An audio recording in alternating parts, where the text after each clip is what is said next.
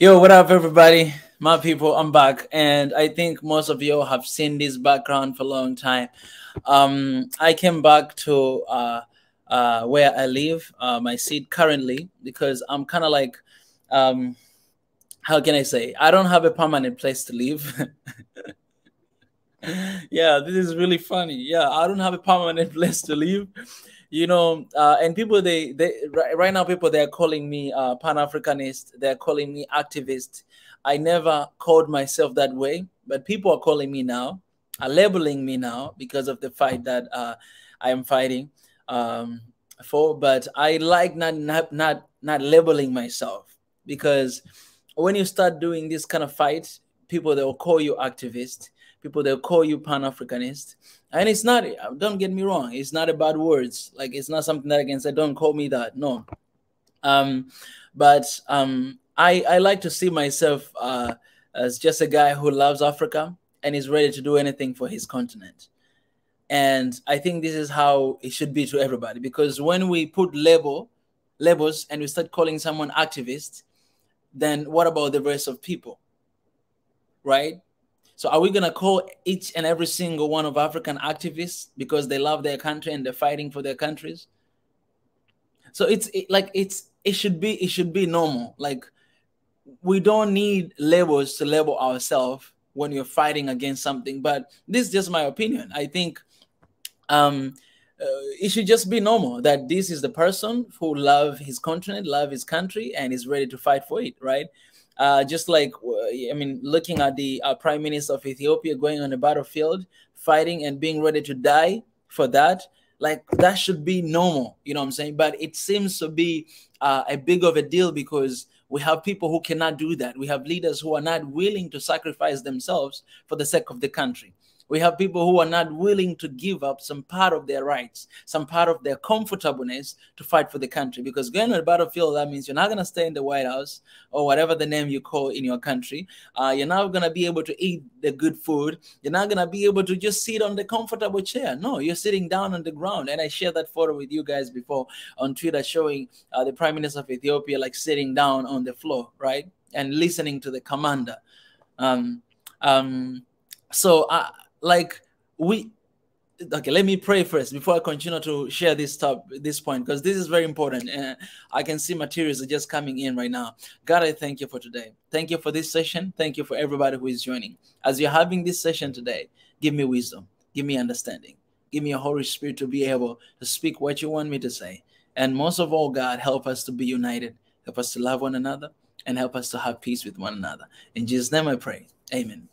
So we are labeling people because it's kind of like, again, in a way, for me, in a way, I feel like we are dividing. You know what I'm saying? Like, for instance, what I'm doing right now, right? There's a lot of people who are doing out there, and some of them, they might not have a platform I have right now, right? But they're doing behind the scene.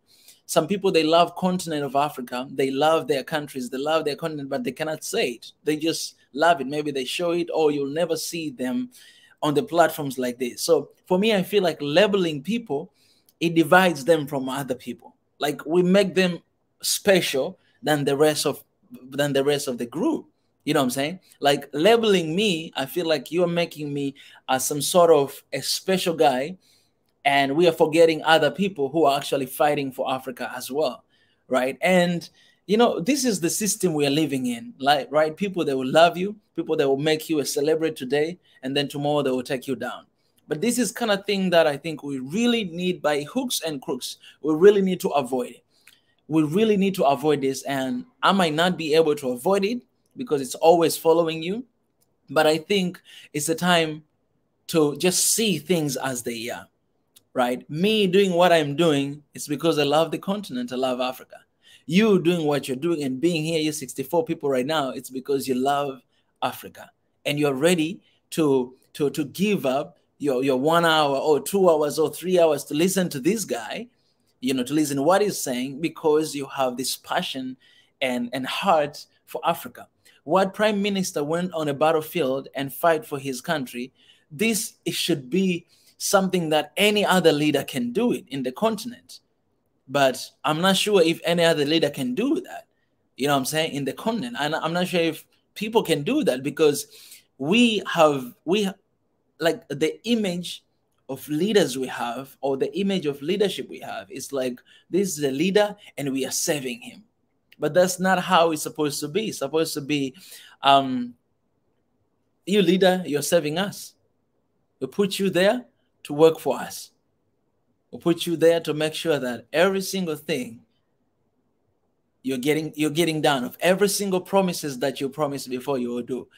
We put you there to do that. That is your job. That is something that you have to do. That's something that you must do. You have responsibility for these people that are here, and you have to deliver what we're expecting you to do, or what you promised us to do. So maybe that's why I just thought that I should explain a little bit why I am not, you don't see me calling myself names like an activist or Pan-Africanist, because it should be like every single one of us should be, it's even weird explaining this. It's weird saying this, that every single one of us, we should be loving Africa. It's weird to say that, because it's weird, because that's how it's supposed to be. Like, how can you not love yourself? It doesn't make sense. You know what I mean? Like, how can you not take care of yourself? It doesn't make sense. You know what I mean? Like, we must love Africa. That should be normal to all of us. And so if I love Africa and I defend Africa at any cost, then I don't have to be labeled, you know what I'm saying? Because it should be normal that we're loving country, we're loving Africa, I'm loving my country. It should be normal. That's what I'm trying to say. You know what I'm saying, guys? Anyways, I think that was a pretty long intro, but I already started. Let me shout out to my people who are joining here right now. I appreciate for all the love that is here. I appreciate for everybody that is joining here today. Thank you guys for tuning in. And for those who have not, let me start just shouting out to all the members of this family. I appreciate you guys. Those members in this family, I want to appreciate you. And let me display your names, because you guys means a lot. Right now we have 46 members in the family, and we have 4 members who dropped out. That's not a good sign for us. Because when you see somebody's dropping out, that means maybe they're not happy, or they don't like what's going on. You know what I'm saying? So wait, I gotta find a way to bring these guys back, or to bring you more, in the channel. So we have 4 members dropped out, but also we have members. These are members of the family. So I want to appreciate for everybody who registered and became a member of this family. All of you guys, appreciate. You guys means a lot to us. You guys means a lot to me. And you have to know that you give me energy to stay here and to continue to speak what I speak. You know what I'm saying? Because of your contribution, all this contribution that you do. So I appreciate you guys. I love you so much. Thank you for that dedication. It means a lot. Then I want to appreciate for my Patreon as well. Right now, I think I have 5 Patreon, and I gotta just display them as well here to thank them. People, they can have different ideas, they can have different thoughts, but me personally, I am very, very grateful. Very grateful for everybody out there, and especially for those who are taking extra step and to support what I do. I'll never stop thanking you guys. I'll never I cannot thank you enough for all that you do. So I want to show you guys here as well. I want to take a moment to appreciate. Okay, something here is, I know you guys might see a little bit bad quality. Let me connect here with different internet. Okay, I will stop for a second, but you'll be able to see me after some time.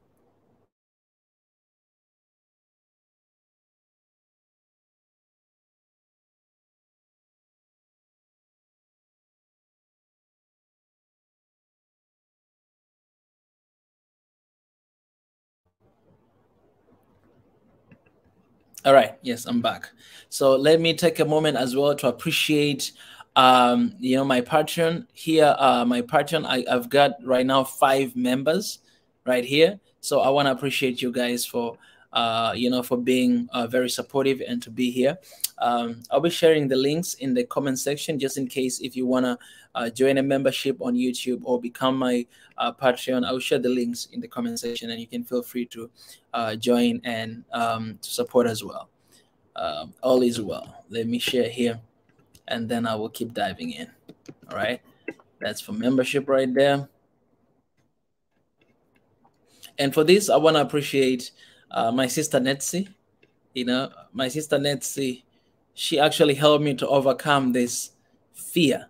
All right. She helped me to overcome this fear of asking people for help because I was a guy that I will never ask for help. I would never say anything, but she helped me after she opened up the fundraising page that you guys help supported, and I'm able to go to Ethiopia at the beginning of this year. So I want to shout out to that. Thank you guys so much. Anyways, yeah, appreciate for the love. You guys mean a lot to me. Okay, you guys have seen a little bit of a title today, and I thought I should bring this session right here today. Let's Go Home is the session that I have on Twitter Space. I've been going live on Twitter Space talking about this thing, Let's Go Home. And I thought I should bring here for today.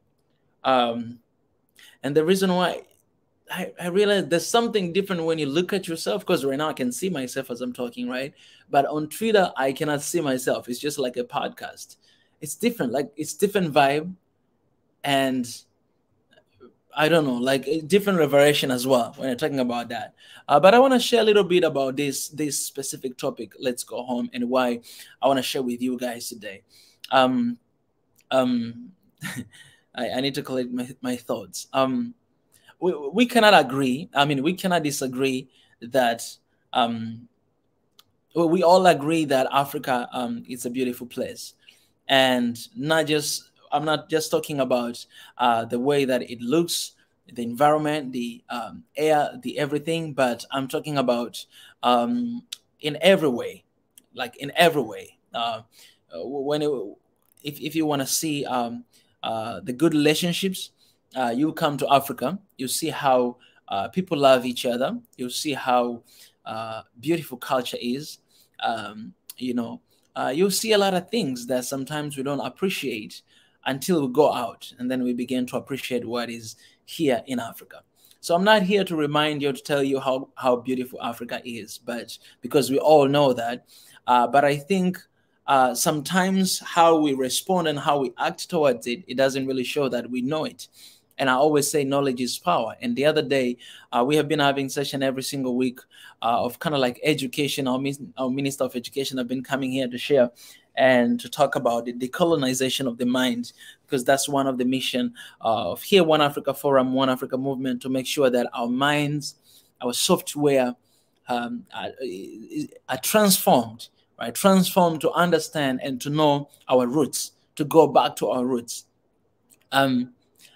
I don't know if you have been in a situation where you have something so precious and you don't know the value of that. Like you have something so precious and you don't know that this is something precious, but someone else sees how precious it is. The reason why I'm saying this is because me personally, I've met so many people who are not appreciating Africa. Like a lot of people who the only thing they have in their mind is the negative side of Africa, is how it's complaining, it's how everything is not working, it's how many corrupted leaders we have, it's about poverty, it's about all these different kind of image that we came to agree with it by comparing or seeing what is happening outside or hearing outside. Then we realized that, wow, we are living this kind of life. Like me personally, I've met a lot of people who their wish is to run away from Africa because they think there will be a better life somewhere else but Africa. There will be a comfortable life somewhere else but Africa. They will achieve their dreams somewhere else but Africa.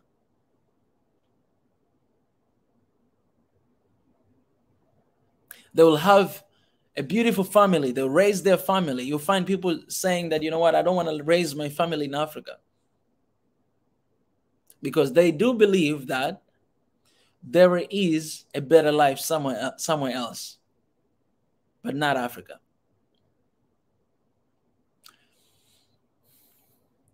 But let me tell you this. Let's think about this. If you want to know how precious Africa is, if you want to know, okay, let me give you an example, right? Let's say if you go to the local market to buy something, to buy some bananas or fruits or whatever, do you go to any place you want to go? Like when you go there, do you just go to any place to buy? What do you look?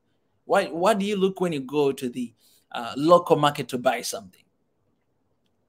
For me, I'll share about myself. For me, when I'm going to buy something somewhere, I look at where a lot of people are going.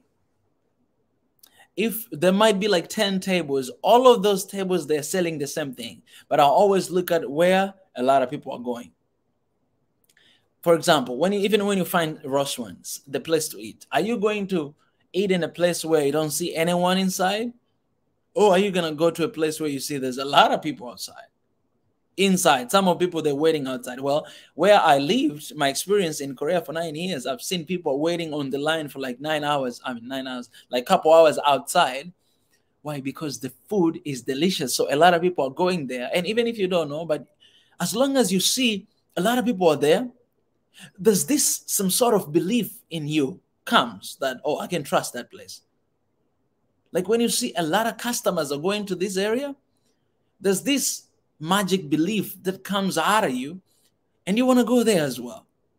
So I think there's a word, I forgot the law. I think it's the law of attraction, something like that. A law of attraction. I think it says that, somebody correct me if I'm mistaken, that when you see a lot of people going to a place, obviously, whether you know it or you don't know, you might just join them and just go in the same direction, and you don't really know anything, but because it's the law of attraction. I want to appreciate for Simon for donating a super chat. I appreciate giving. It doesn't mean that you have a lot, but I appreciate for for doing this. Thank you so much. So it's kind of like it's kind of like a law of attraction that when you see a lot of people are going to this place, you will go as well to find it. You go as well to buy it.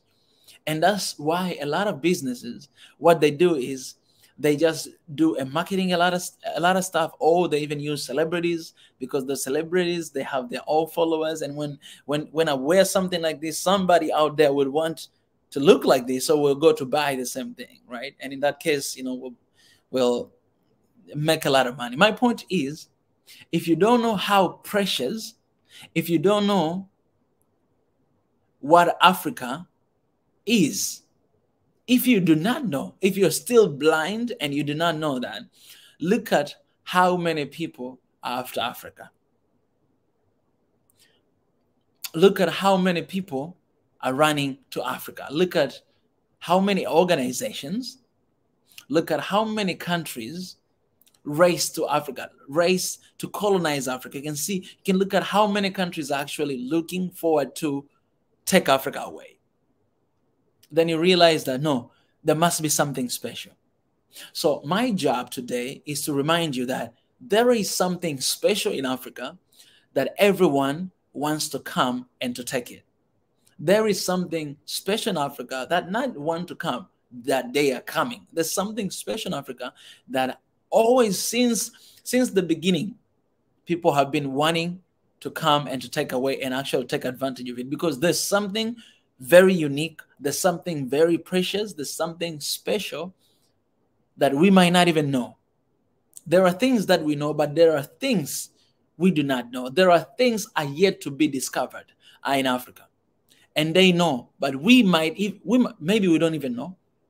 Because ask yourself this: here in Tanzania, it's just couple years back, they found out there's a uranium here in Tanzania.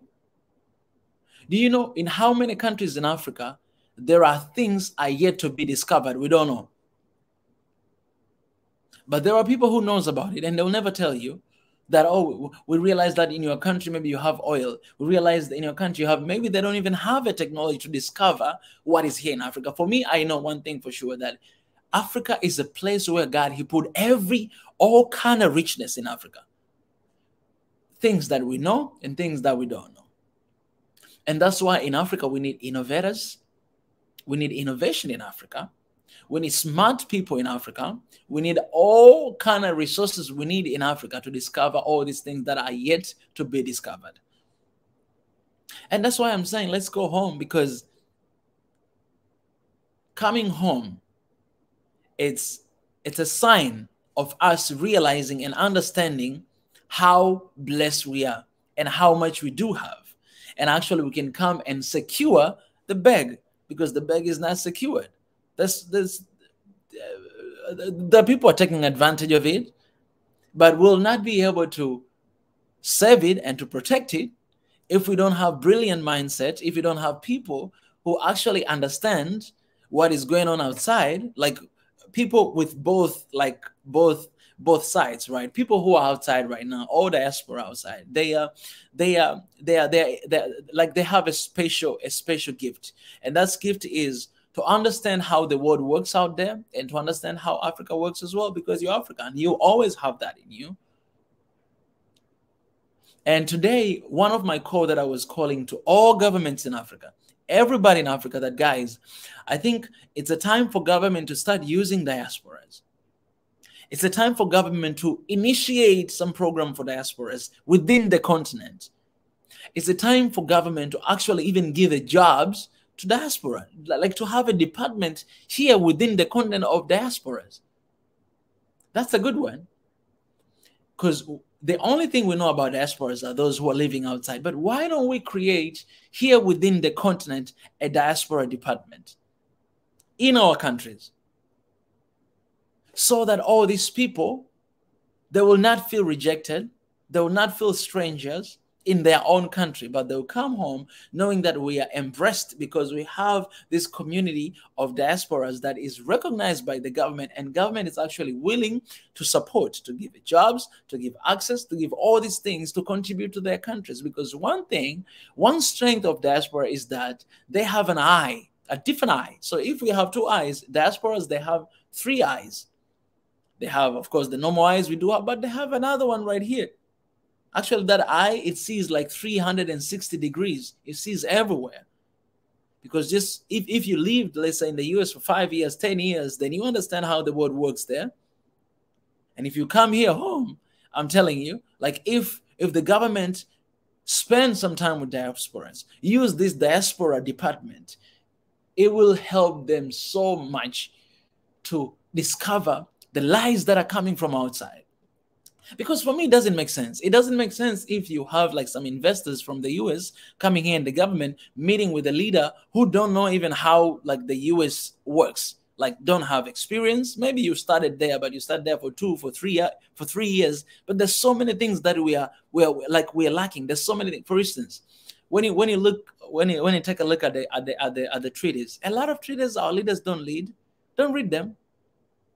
Very few people, they go ahead, they read, because those things are really huge and they have so many details. And you know what? A lot of our people, sometimes they're not interested in reading. They will take that, they will tell me your idea. Oh, okay, we believe you, we'll sign. But you have no idea what you sign on. You're literally selling your country without knowing, because you're signing the contract that you didn't even read. But I'm telling you, if we have a diaspora department, you know what will happen? When you have people coming from the US, when you have people coming from China, you have a Chinese department right there, diaspora there, who knows how these people work, who will go through those documents one after another, and will ask them questions. Not just a normal question that, what are you going to do for God? No, ask them questions because they know that, like based on that knowledge and understanding of their culture and their society. The thing, why I'm sharing this, because I've been thinking why we always fall under the same trap. Why we always fall under the same trap, that we have been deceived, we are being taken advantage of. Are we that dumb? And then I realized that no, we are not dumb. But the problem is we do not understand how their world works. We do not understand how the US work. We do not understand how the China works. We don't understand how the Korea or all these countries work. And because of that, when they come to us, we look at them as the saviors and we just sign the contract and then we allow them to do whatever the heck they want to do. At the end of the day, we come to realize that it was too late. We already signed 100 years. We cannot change that. We're just going to need to bear with it until 100 years and then we can move on.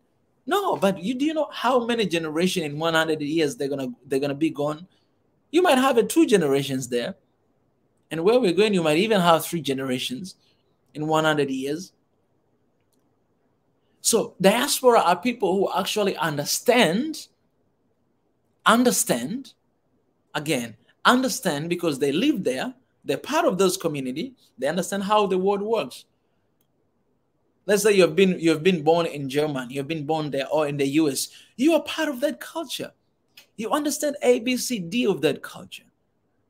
If you're someone who is patriot with your country, with the continent, and then you come here, we should have that department in the government of our people who are living outside, people who will question these people who will say, okay, you're bringing your contract, bring here, we can stay even for 1 month without signing because we have to go from one word after another word. We understand how you work. We understand your ways. We'll go from one word to another. We'll ask you one question after another one to know exactly what you want to do with what you want to do in your country.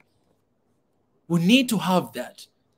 Man, I hope if we had a united Africa, like a strong one, African Union, because even in African Union, we need to have that department, diaspora department. So if you never thought about this, because I didn't see anything like this in Africa, in any country, I didn't see that.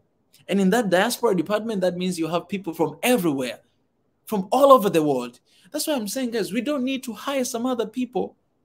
I was really, all right. If I can say my honest, I'm really disappointed. I'm really disappointed in this one area that I found out that like a couple weeks ago that my government actually hired Tony Blair, the previous Prime Minister of UK, to try to put Tanzania back in the international market, international level, because of this COVID-19. So basically, the government is paying him a lot of money to do that.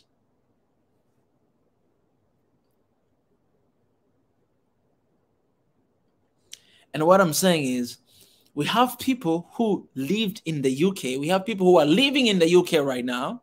If they're Tanzanians, if they're Ethiopian, they're living outside right now, who understand how that words work. They are intelligent. They have knowledge. They went to school. Why don't we create a department for them, for these people to deal with these international things that are going on? Because having only the Minister of International Affairs, it's not enough. But having a whole lot of department of people who will stay there and question these people. Today, if you put me in the International Affairs office, man, I'm going to give them a million questions. And even if they answer me, I will call them again back and I'll ask the same questions again to make sure that these guys are legit. They're not lying to me, because I know what they need, what they want in Africa. They know that Africa is precious, but Africans, we don't know that Africa is precious because we don't have knowledge about our own stuff. And knowledge is power. So if you don't have knowledge, you're weak. You're weak. I'm talking to the governments of Africa, African countries. We need to make sure that our diasporas, we need to make sure that they feel embraced. Because this is it's another thing that diasporas are facing when they come back home, right? Sometimes they might even feel like they're losing their identity, right? They might feel that they're not part of the community because a lot of things have changed and maybe they haven't been living here, and also they embrace, there's no embrace. So you find a lot of diasporas, when they come back home, they work in the international organization. They don't really work for government. You can name one diaspora that is working for the government. No, a lot of diaspora, when they come back home, they work for international organizations. Even before coming home, they're thinking that if I go back home, I'm going to find an international organization to work with them. Why? Maybe because they don't feel like there's a much opportunity for them. I'm not here to just defend, but I'm here to share some facts with you that if we want to get out of this situation, one of the ways that we can use is it's not hiring them, but we can hire our own people who have been living there for a long time. I'm telling you, if there's someone living in the US right now today here, and he's from Tanzania, and I need somebody to hire, and I'm a president of a country, if I ask them to come back home and to serve their country, who will say no? Who will say no here today? If you're a prime minister from Ethiopia, he wants you to come back and to serve your country. This movement of bringing back 1 million people, you'll see there will be more than 1 million people coming back home to visit this January. Because what? The government has announced it, and no one out there who is not ready to give for their country. Because all of us, we know that we have been serving for a long time for other people. Now it's the time to give back to the community. And we do everything we can to do that. And one of the ways is we can create a space for them to come and to help. All right. Oh, that was a really good introduction.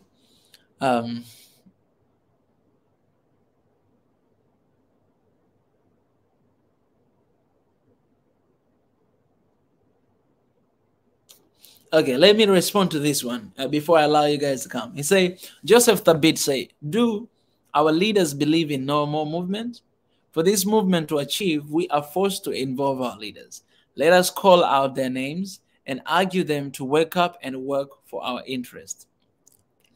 I agree with you, but as well, I disagree with you.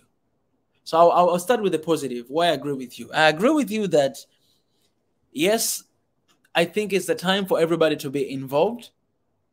And no more, for me, I'll say this. I don't just see it's a movement. I think it's more than a movement. All right. I know we all say it's a movement. Yes. Even me, I say sometimes, but I think it's more than a movement. No more. We should not make it about movement. When you make it about movement, everything, like it takes everything away. But this has to be the new African anthem. This has to be the new ideology. This has to be the new value of Africa, of 21st century, no more. And I say this a lot of time, that no more, not just to outside, because a lot of us, we are using this because of interference from the West, but don't get twisted. For me, I see this as a no more within as well.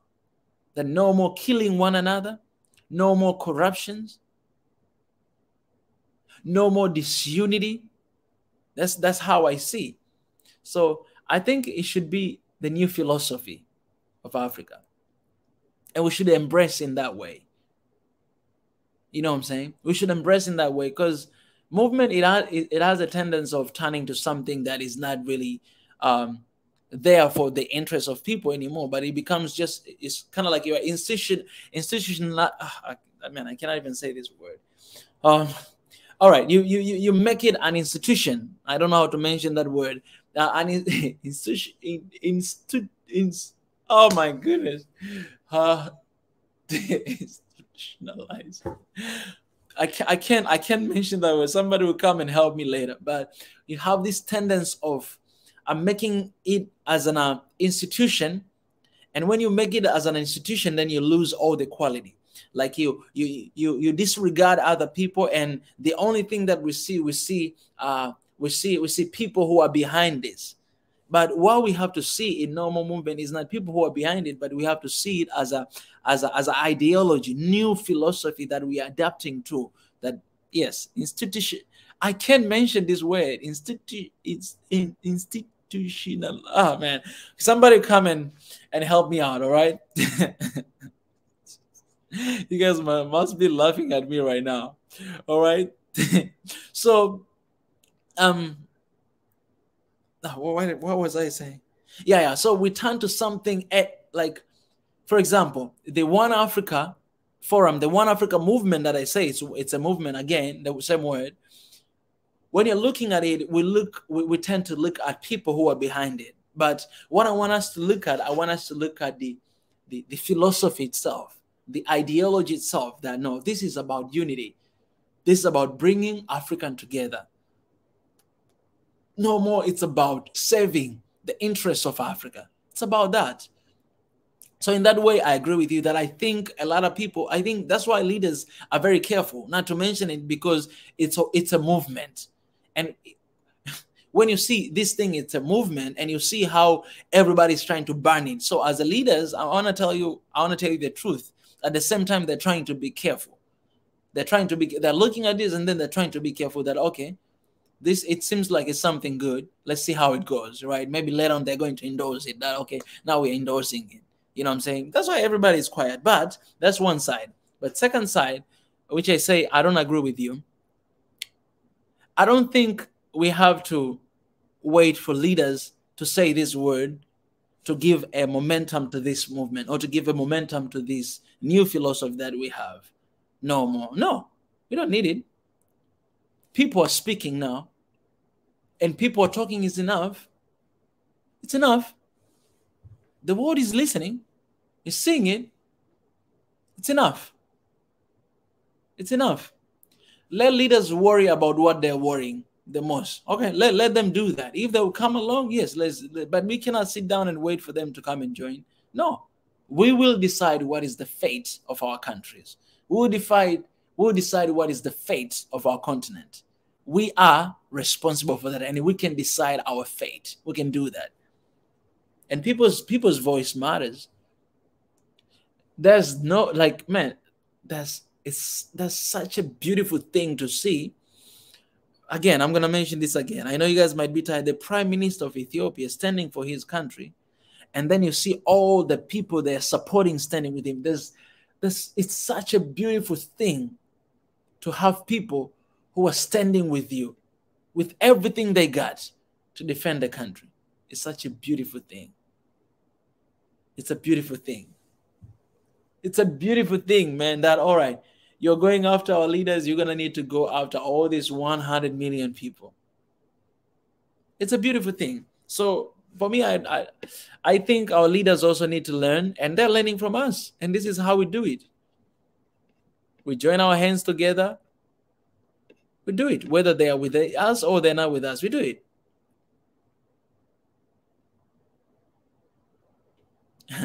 Man, trust me, I don't trust anybody out there. Okay.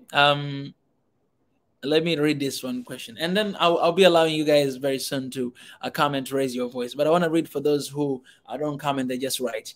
Just a friend is saying, there's a big problem. I once was doing a personal initiative to work and help develop our brothers and sisters in African village.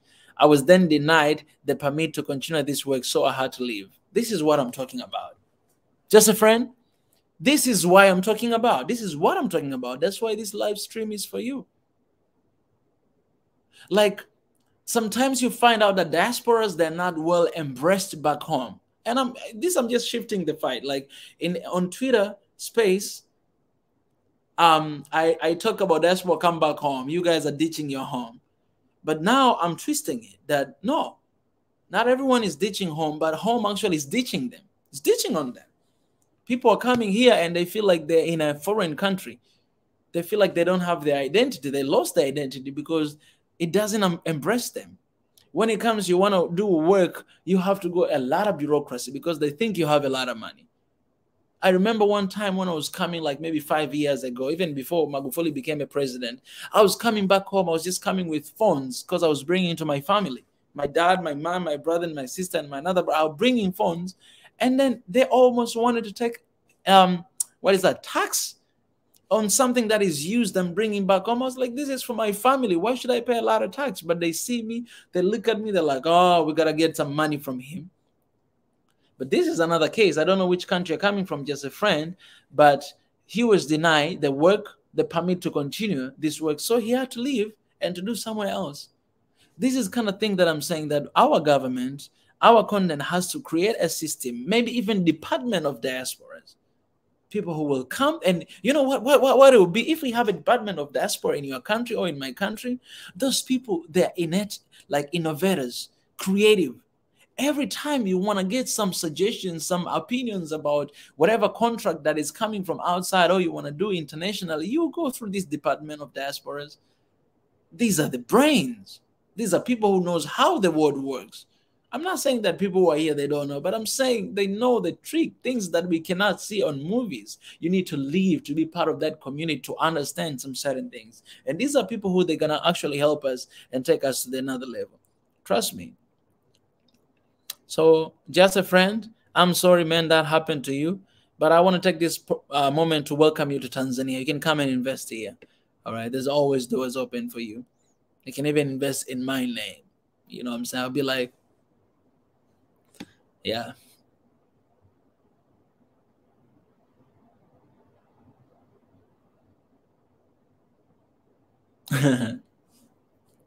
I didn't see that.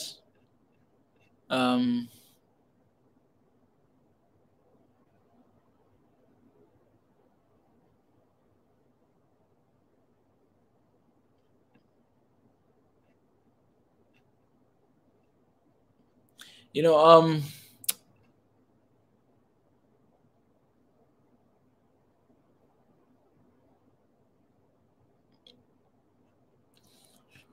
well, I wish this happened. I really wish this happened. That's why we need a united Africa, because if we have a united Africa, what will happen is the whole continent of Africa, you know, will be outside right now, just having a peaceful protest, no more. This is what unit can do. If you call upon the whole continent that, guys, government allows, let's go outside, let's protest, no more, peacefully. And government can even provide police to make sure that everything is on order, because we are defending our continent. It's something that is supposed to be done. You know what I'm saying? Like the whole country to go out to say no more. And I'll provide even a security. Let's just raise our voice and let our media talk about it, because in every country they have their own medias. They have their own medias. Our medias, let's talk about it. Let's raise this voice. I'm telling you, everybody outside will pay attention.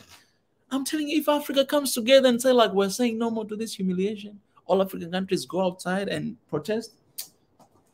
I'm telling you guys, man. But you know, you never know. You never know why some of our leaders are really sleeping here, man. It's like the middle of the night or something. Joseph Tabit, they say, I truly agree, but at the end of the day, it is our leaders who make all decisions. It is time we force them to succumb to reality that Africa is poor due to poor leadership and lack of patriotism. I agree with you, Joseph Tabit. I agree with you, the poor leadership and lack of patriotism. I agree with you. I agree with you. I agree with you. Yes. All right. Thank you. I see somebody's blessing me here. Thank you. Amen to that.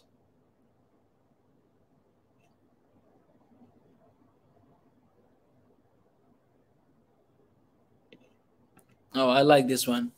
100% I agree. You kill a leader, but not an idea. The shift in mentality is what most important. Exactly. Decolonize the mind. All right. Let me allow you guys to come in and share your thoughts as well. I will, again, I think I will be allowing one person after another one, you know, to share, you know, because you guys, you have your own voices, and I think it means a lot to come in to share. And just to summarize before you come in, you know, it's very important for diasporas to know that they have a chance when they come back home, because leaving the country that you have been living for a long time, and maybe you have a job, you know the system, how it works, you have all those things, you have connections, and coming back home to start something new, you need to have assurance. Not everyone can take a risk like I do or someone else there is doing. Not everybody can take that risk, but sometimes we need assurance to know that, okay, I have assurance that when I get back home, I will be embraced, I'll be loved, I'll be given an opportunity for me to be creative. But most of them, they don't want to come, because when they come, they feel like they're taking another step down. So I would rather just stay there and continue to struggle with racism rather than to go back home and to try to make some changes or something, you know. I think you guys, you understand what I'm trying to say. All right, I have my brother here, my first brother.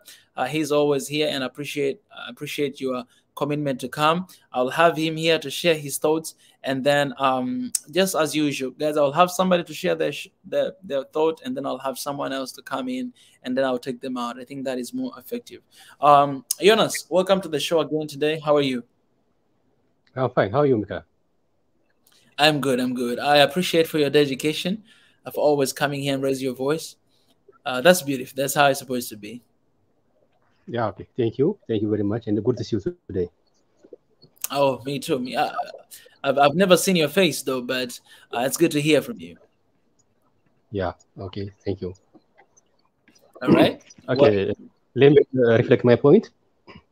Other people here in Swahili Nation, what I think that we are a lot of people here, nearly 186,000 people, doesn't it? That means we are a big family, and almost all of them here are very genuine people and very generous. We can do a lot of things. So instead of giving things for some other body like that of our leaders, maybe African Union and like that, we should have to do ourselves here. Even these people, this family here in Swahili Nation. My point is one, just let's have one website that helps the diaspora community. And we will categorize different opportunities of Africa. Let me take one example. If one of the diaspora, he tries to invest in Africa, let me take in tourism. Which country is better for him? How can he select this one? Which one is better? Is that Ethiopia, Kenya, Tanzania, South Africa? Which one? But if there is one platform, that will be easy for him to select, to point out. One, we will tell him the potential of that country, each country. The other one is how the bureaucracy works. Which one is allowed, which one is not allowed, something like that. So if there is some situations or some platforms, we can help them. Just instead of blaming the leaders or the nations or African Union, something like that. If they did, it's better. I appreciate that. But if the situation is not good as such, we should have to have such kinds of platform. The other one is like that of no more movement. We should have to enforce our leaders to make easy their bureaucracy. Mostly diasporas came, they try to do something, but some nations, their bureaucracy is very tough, and they're tired of this, then they go back to what they want. So we should have to change this one, this mentality. This is our nations. This is Africa. Every African citizens, they have the right to come that they want and to invest. So the bureaucracy, the situation must be, as much as possible, it must be easy and it must be acceptable. That's my point, Nika. Yeah. Well, I appreciate. I think you raised really a good point, and just to maybe to add a little bit more to that, we actually spoke about it, about creating a website, a really good One Africa website. So we are. I hope we're gonna find someone soon to do that, and we're working on some other stuff that we need to add it there. So I believe something good will come out of that. But Jonas, what you've said, it's really beautiful. It's really beautiful. Thank you for your voice. Thank you. And if the website is created, I will feed you the documents. I will prepare documents and I'll send to you. And we will put there. Oh, definitely. I believe we'll have a department that will be, dealing with that side. So you guys can raise your voice however you want to do. Okay, that's good. Thank you. I appreciate. Well, I wanna send a special. I wanna spend. I appreciate Eunice. I'm done. I wanna spend a special request to. I see this name here all the time.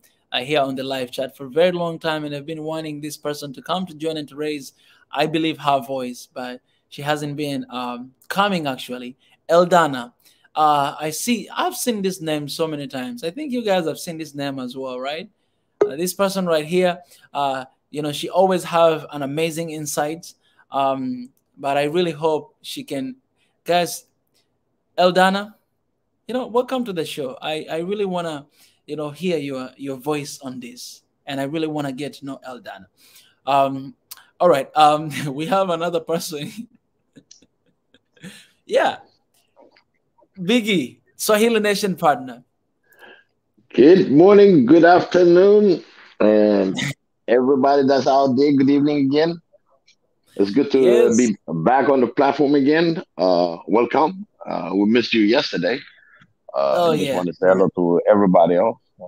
There's a lot of different topics that's coming in, and I just want to say carry on and keep on doing the good job. Yeah. As of right now, I'm just listening.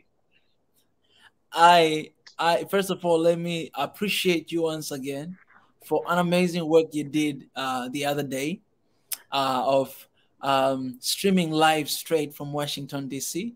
That was beautiful, and that was very something that really touched my heart. So I appreciate you, the voice, the chief. God bless you, Thank you, and thank you. Amen, amen. always know you have your work there. That video will I be there appreciate for that. you. So, salute. We're gonna do it again. We're We gonna have do to it do it again. again. Anytime, anywhere. Yes, we gotta do it. It's more of the world interest now. You know, Hmm. the Hmm. world is watching. Yeah. They're seeing the ground development on what's going on, and things are changing. Uh, Mm. we're to actually start writing a little piece about it, and they're coming around. But we're always going to have to keep on pushing. No more, Mm. Mm. and this no more struggle is worldwide.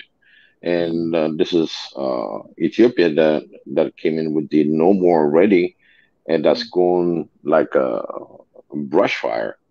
And Mm. like I said, it's a tipping point where this victory is going to be the victory for all Africans. Yeah. Very important. Yeah, Biggie, I have a question for you. It's about the topic that I've been talking today. It's about something that I've been talking about today, and it's about diaspora. So, one of my suggestions that I raised up is that I think it's the time to have, some sort of department, diaspora department within the continent or within our countries, because we know it's diaspora, but whenever we talk about diaspora, we're thinking about outside the continent, right? But I think it's a time for in our governments to kind of have a department of diasporas within the country, in a way that, because a lot of fear that we have sometimes is that when I go back home, maybe I'm not gonna have a chance, right? Or I'm gonna start fresh, and I'm not gonna be maybe, acknowledged because I haven't been there for a long time and things like that. But having that, it will generate some sort of um, you know, like it's kind of like it will attract a lot of people who are out there who sometimes they feel rejected. Sometimes they feel like they don't have, they lost their identity because they live outside for a long time and they're not really connected to their country, that much. But as well, it will help the governments here in Tanzania to work with these people against especially in the international relation, because if you live, for instance, I live in Korea for 9 years. I know the language, I know how those people work. So if today I'm given a task to work with Koreans who want to invest in Tanzania, I know exactly what to talk to them. I know exactly what kind of ways they're doing. I know exactly what to get them. You know what I'm saying? So I think it will be really helpful to correct a lot of mistakes that we find ourselves into most of the time because of the bad contract and all those kind of stuff. I want to know your opinion on that, or if you have something different, or what is your opinion on that? Well, first of all, when you talk about diaspora, that depends how long you've been outside. Mm. When did you went back to visit Africa again? In general, you need to have some kind of translator within your own country. You understand? When I say translator, it's not that you don't understand the language or anything else, but somebody that's gonna really tell you to heed really to the government that you're visiting. It's your hometown, and you'll come in from the West world with all this so-called freedom you can do and change things immediately, overnight, and all that. No, there's a process. So basically, the diaspora has to have some kind of orientation on which part that they want to invest. And if you want to invest that, your mind, your money, your being there, and have the permit, the licensing, and all that, because sometimes, like any other countries, there's a bureaucracy that drags on to get you a permit. Sometimes they want to do your background check, but they don't have that much of saying because you're not really living in the country. So we need some kind of a system. Each nation should have. We do have Chamber of Commerce. I remember I went to the Ethiopian embassy here, and there are different ways you can invest in Ethiopia, and it gives you a highlight. I'll encourage all the diaspora prior to investing, get in touch with the embassies. The embassies have a lot of criteria, what you need, what you require. They'll give you a heads up on how you're going to move your idea and money and time in your prospective country. So uh, when I went back myself, the first time when I went back after 8 years, I just got this big idea and want to make a change and everything else. But I noticed that there's a lot of bureaucracy, especially when it comes to the government, permitting, licensing, getting certain things going. It takes time. So some of the Yeah. stuff that takes time, you can start initiating it on the country you live and via communicating through your embassies.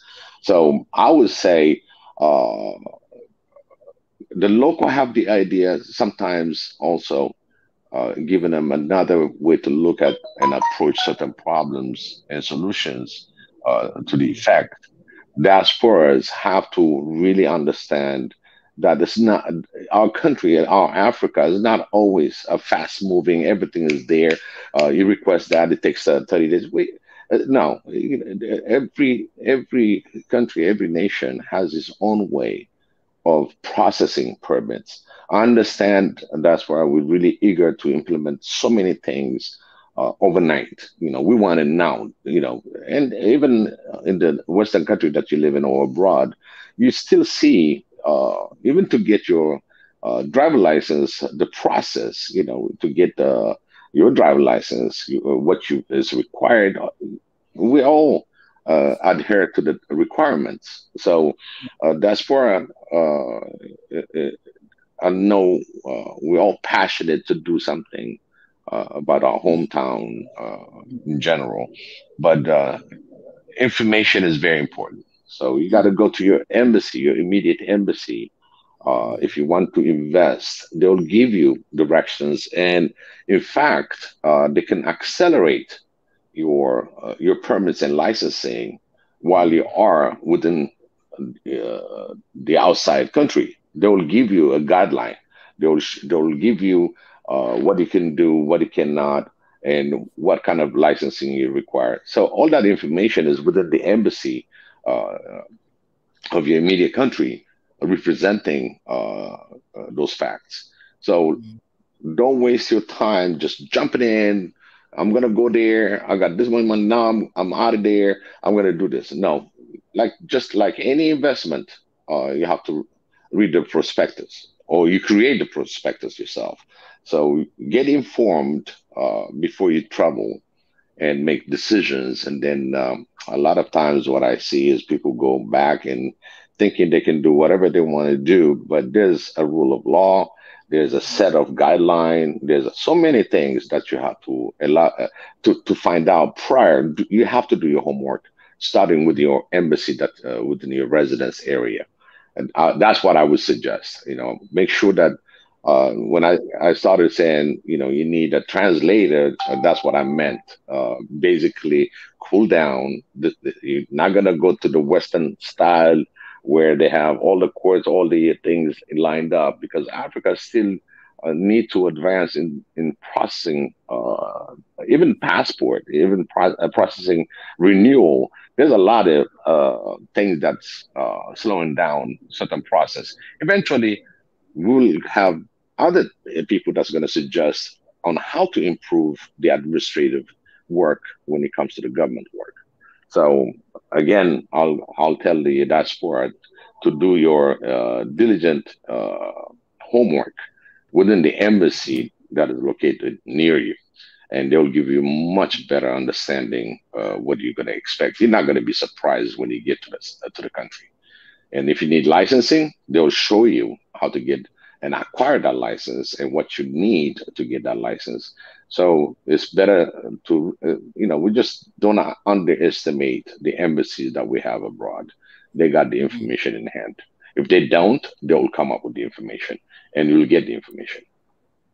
That's what I say. Well, I appreciate for that.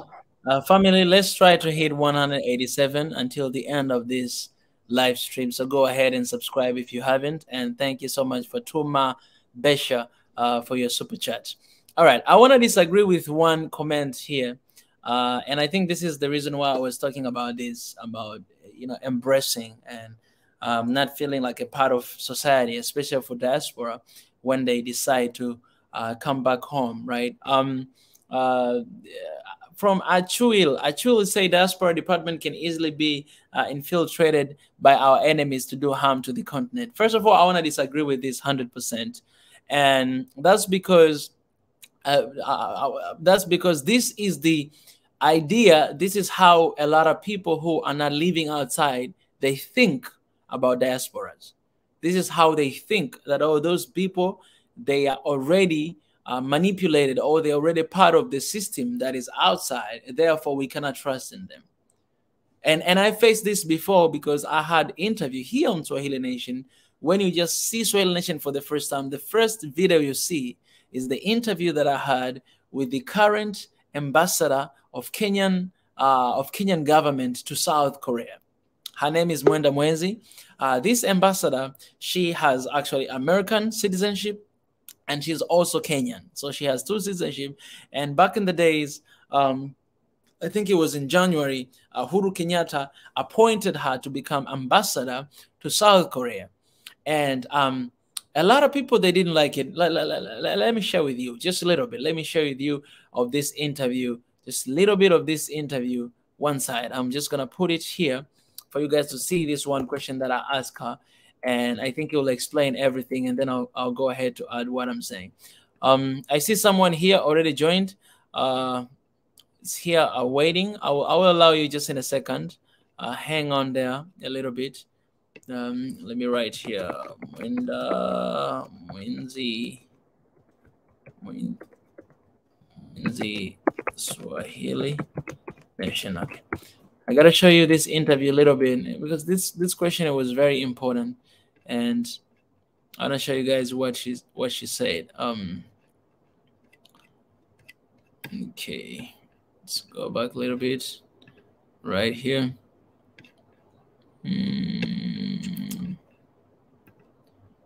Is it okay? Right here.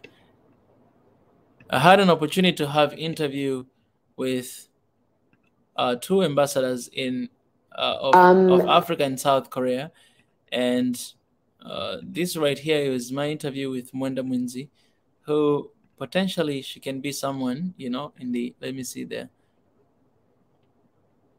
Wait, I think I have some. I think I have some minutes here. Okay, yeah.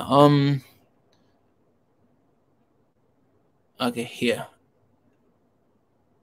From here, let's hear a little bit, and then I'll build my point. I'm out of words. Let's talk a little bit about dual citizenship. I understand that you are a Kenyan American, and it was quite a. I mean, at the time when you were appointed to become ambassador, right here. Come on, man. I need to buy premium. All right. Yeah, it was such a big news, back in Kenya and in the parliament. It was just a huge debate about it, that you should, let go of one citizenship to fully be Kenyan. And right now we have a lot of African diasporas outside who really want to have something like that. And my question is, do you think it's the time in Africa right now to have a conversation about dual citizenship? Is it something that it's gonna somehow change the dynamics in Africa right now? Let me answer this by saying this much. Number one, an increasing number of African countries recognize and have embraced dual citizenship. You've got big countries, like big economies. You've got South Africa, you've got Nigeria, you've got Malawi, you've got Kenya, and the list is growing. If you compare the number of African states today versus, say, 10 years ago, you will see an upward trend. Now, look at the European bloc and look at how many countries in Europe acknowledge and support dual citizenship, and it will tell you just what the value of dual citizenship is. Now, when it comes to Kenya, yes, it is true. It is definitely true. It's in the media that I was being asked to renounce my citizenship.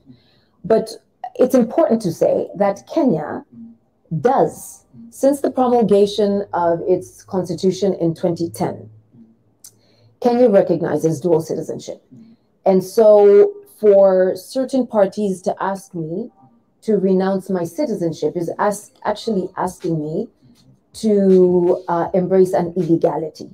My own constitution, the constitution that was passed through a referendum that was nationwide, supports dual citizenship for the litany of advantages that it offers us.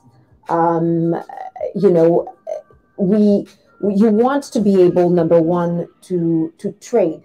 There's certain countries that in fact offer you citizenship if you simply invest. You want to be able to travel freely. You want to, we're increasingly a global society. I mean, I am a dual citizen, not just because I was born in the US, but also because my mother is American. But my mother lived in Kenya since she was 1972. My entire formidable years were in Kenya. So I may carry a different passport, and I proudly do. But culturally, what am I really? Culturally, I am Kenyan. Now look at somebody like Barack Obama, former president of the US, whose father was Kenyan and whose mother was American, coincidentally from the Midwest, where my mother's from. Now, he's an American, he carries an American passport like me, but culturally he's American. But we're increasingly global citizens, and if our countries, particularly our African states, want to tap the wealth of not just financial resources, but intellectual resources that the diaspora offers, I think they should increasingly join the rest of the progressive world by embracing dual citizenship. This is a little bit personal question. I want to know, how was that experience to you? Because for me, as a third person watching and listening, people, saying that, hey, you should let go of this. Like, literally, you have to deny one part of yourself, identity. How did it feel? Like, how was that experience to you? What did it tell you? I think you're the only person who's actually ever asked me that, and I find that very interesting. And thank you for asking me that. There were different elements to it. One was sympathy, because there were many people who were fighting the issue without actually realizing that in fighting it, had I given up, I would have harmed our country. I was offered a very unique opportunity through my nomination to speak on behalf of and to fight for all the children that have been born in foreign land that want to come back to the country and serve. And I said it in a few different forums. You know, don't get distracted by the complexion and the highlights, you know, on my hair. Your average member of the Kenyan diaspora does not look like me, but they have families outside. Right now, we're doing this interview in a foreign mission. We have children born in foreign countries through their missions, or even refugees we were talking about. What are you saying? Are you saying that they are not entitled to come back and play their role, throw their hand into national development? So there was a little sympathy for those that didn't get the bigger picture, but that's all right because hindsight is 2020. And then there was this unique opportunity that then demanded tremendous sacrifice on my bit. People do not understand the impact that an assault of that nature has on one's family, has on their time, has on their obligations. But again, no meaningful battle, whether it is the right to religion, the right to employment, the right to what being mainstreamed in any other way, whether it's real. All right, I will stop there to clarify my point a little bit. And if you guys wanna watch that interview, the link is in the comment section. But I don't know if you guys have seen this, but it was quite a debate, you know, when it happened. And you know, I was responding to this comment of Achul, who say diaspora department can easily be infiltrated by our enemies to do harm to the continent.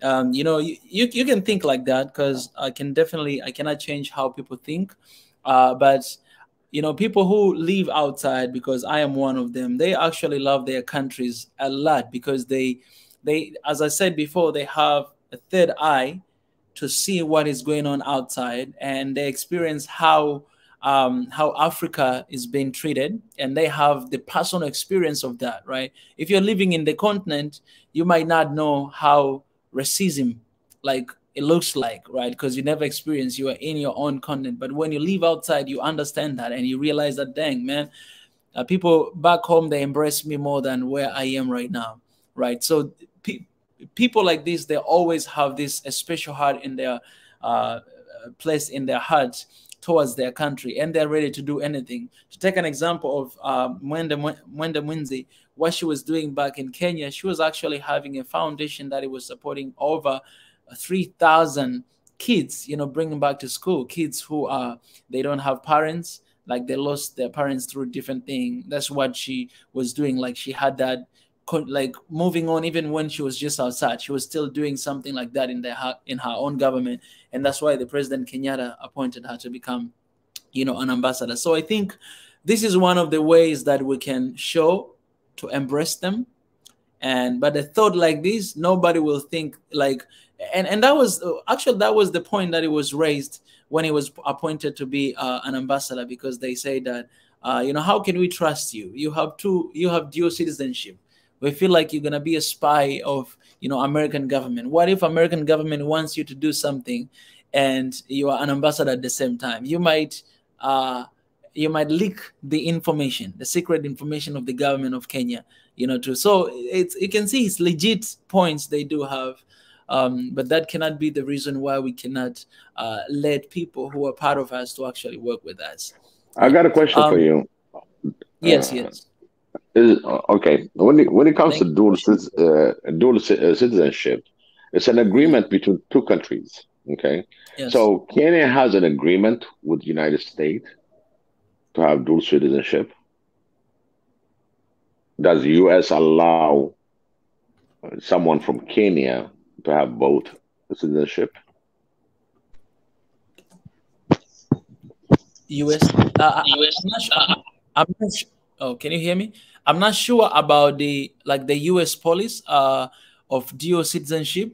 I'm not really sure, but taking an example of Mundo Munzee, I think they do allow that because she is, you know, U.S. citizen. At the same time, she has Kenyan citizenship. The only thing that I know that even I think I know a couple of my my friends, my Korean American friends who have actually both both passports, both for this side and the other side. But I know that in Africa, like a lot of countries, they don't allow to have like dual citizenship. If you let's say if I live in Korea for a long time and I have Korean and then I get like Korean citizenship, then I have to let go of my own citizenship in Tanzania in order to be a Korean. That's what what I'm saying. It's an agreement. It's an agreement between two countries that allow each other's citizen to have dual citizenship. Exactly. And like I think the British U.S. You can have dual citizenship. It's an agreement that I know. There are other countries also that can have from some European countries that you can have the dual citizenship. But usually, when it comes to a work by let's say you're not born in Africa, but you're born in the U.S. and in diaspora, you're allowed to work in your immediate country. It's just like having a different, we call it yellow card back in Ethiopia and green card in the U.S. You see what I'm saying? They can work for their country as long as not national security.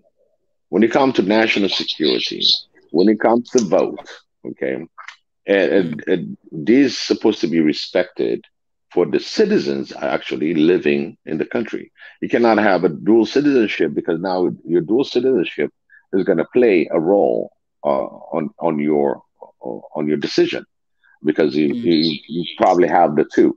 So I leave the national security, okay, the national security of each state of Africa to Africans, okay.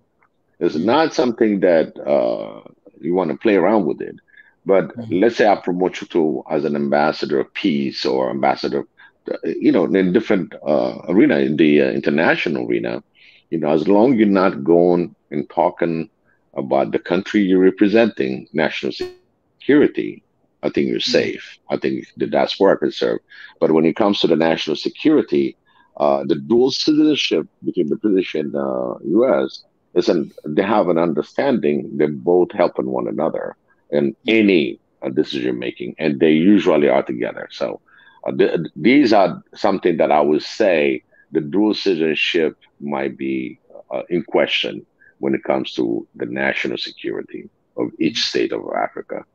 But other than that, for doing a progressive work, of course, we get infiltration, not only infiltration from having a dual citizenship, but you have the citizen itself of the African country becoming a CIA, becoming different intelligence, Mossad or whatever, KGB, whoever you are a spy for hire. You see what I'm saying? When it comes to that, even the local citizen can be in that level.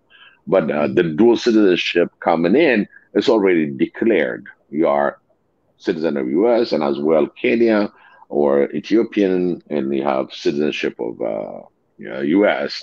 and you're declaring when it comes to the spy work. But in general, for the national security purpose, is the person that is citizen 100% to the state, and they can make that kind of decision. And even if you have a dual citizenship in Constitution, when it comes to national security, you have to be on another level and proven. For me, I just stay away from the national security stuff. You can be dual citizenship, no problem. Yeah.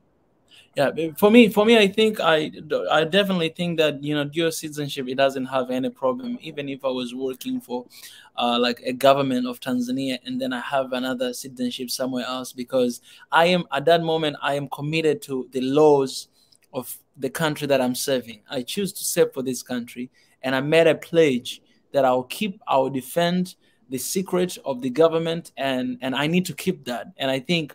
When you have two countries, like let's say some people here, they say, yes, it's obvious US allowed dual citizenship. Some people say they don't allow. So I don't know what to take. But I just know that I have my friends who they have both and they're from the US. My point is, if you have that dual citizenship between this country and another country, it means, you two people, as Biggie said, you have an agreement, and that means you respect the position that I am right there at that moment. So if I'm going to allow myself to be used to expose the secret, again, we're going back to the spirit of Africanism, that you and patriotism, that if you're not patriot, then you can do whatever the heck they're telling you to do. But if you love your nation, you love your country, you love your place, and you are not ready to sell anything, like no matter what, let everything cost me, but I will not sell my country, then you can defend your country. So that's just what I believe. My DRR, welcome, to the show. You've been here for a while. What is your point you want to make? And please make sure that you are, as I'm muting you, if you were listening yourself from YouTube, make sure that your YouTube is turned off.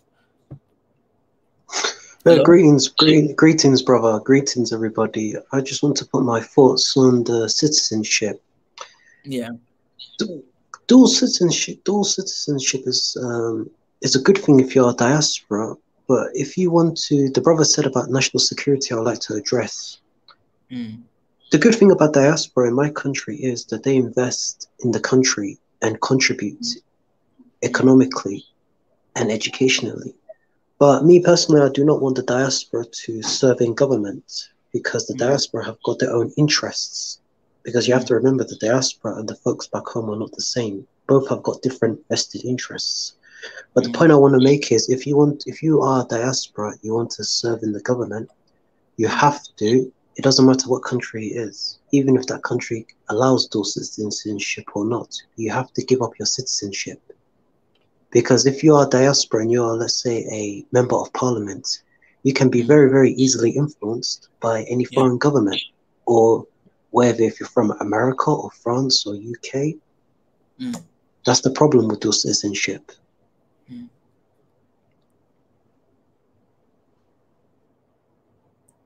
Hello? Liya Regassa? Yes, that's the point I wanted to make. Okay. I thought maybe you lost connection or something. I just dropped my. Again, I think all African will agree when it comes to put it this way: African national security, and they have a dual citizenship. I don't think it's viable. Even in the U.S., when it comes to dual citizenship and you want to achieve the highest clearance, you have a problem. It's just a matter of the clearance level that you can obtain. Knowing that you are naturalized. I mean, you can get a clear path to top secret, but again, you might not get the top. It would be, I think, something that is in their policy. Everybody, every country, every nation has its own policies when it comes to their national security. I think everybody knows the airwaves is national security issue. If you want to use the airwave, you have to have certain licensing permitting. For you to be out there to speak on the behalf of the Ethiopian government or the Tanzanian government, being really an American coming in as a Tanzanian, there's certain things that you have to really watch, because it's not going to be a clear message, because you're dual and everybody understand. In fact, we had an example back in Ethiopia during the race for the prime minister position, where one of the candidates had to revoke. Actually, you have to live in the country a minimum of 2 years, and at the same time revoke your U.S. citizenship, because Ethiopia and U.S. do not have dual citizenship agreement. So when you come in saying I'm a Ethiopian American, That part of Ethiopian is just being Ethiopian recognized. But when it comes to your citizenship, it already was clear in Ethiopia that you have to revoke your citizenship in order they accept you as Ethiopian again. There's no doubt about that, but they will you have to officially denounce the country that you are citizen of. Bro, can I interject what you Go said ahead. about dual citizenship? This is a very important question for all Africans. How many Ethiopians or how many Kenyans, how many Nigerians, how many Somalis, how many other Africans would in the diaspora are willing to give up their citizenship?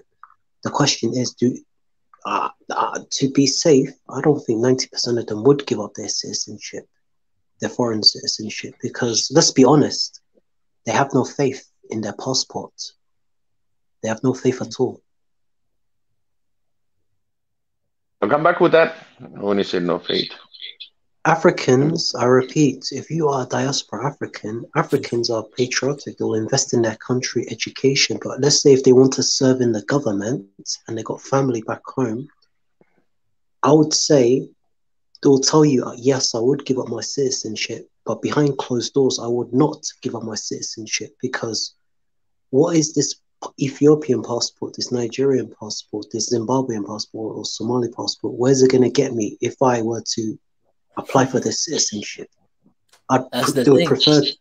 The problem is, this is all Africans. They have no faith in their passports at all. It's not about not having faith in their country. It's just they don't have no faith in their passports.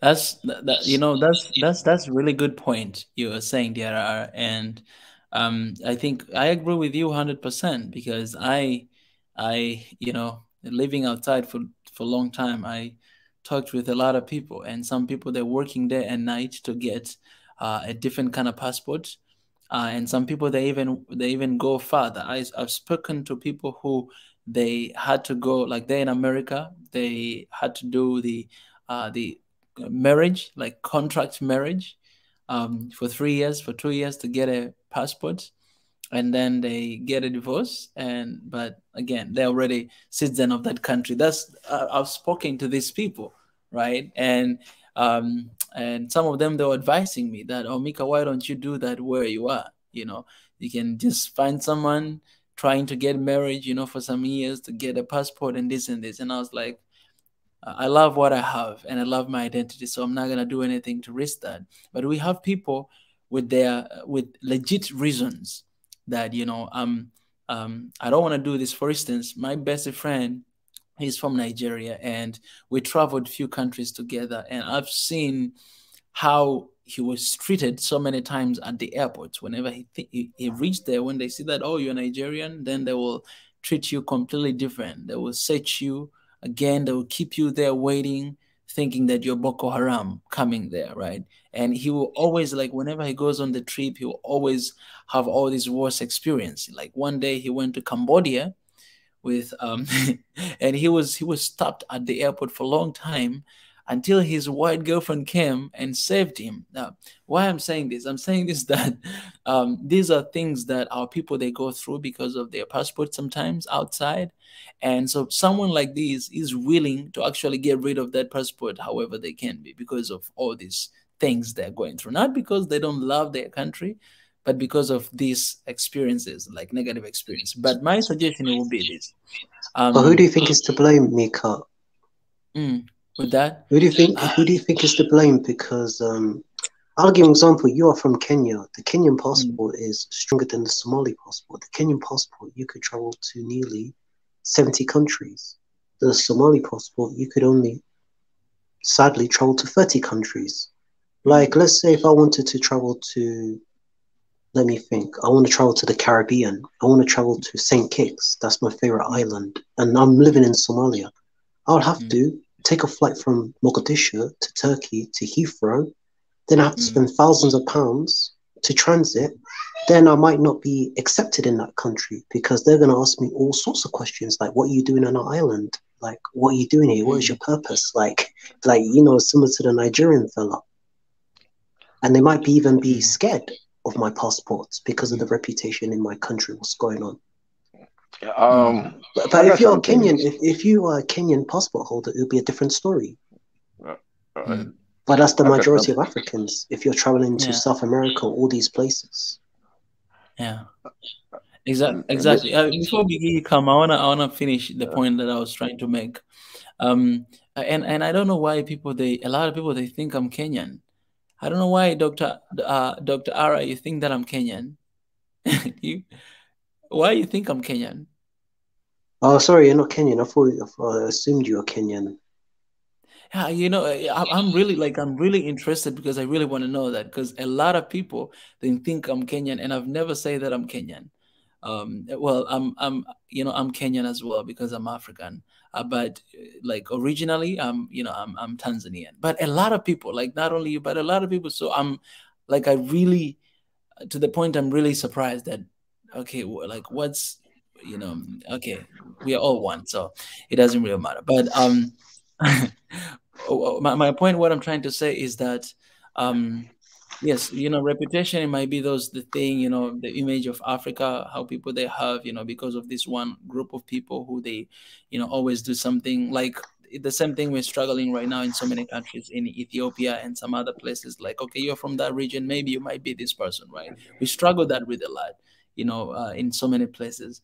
But my wish, I'll just share my wish. My wish, I hope that in Africa, um, we can allow people to have to have a free movement within Africa. Because if we allow that, then we don't even need to have dual citizenship in Africa. Because if I can go to Kenya, you know, even without having a visa, or if I can go to Ethiopia without having a visa, literally I have a free pass to go everywhere I want within the continent. Why do I need a dual citizenship of Ethiopia and Tanzania at the same time?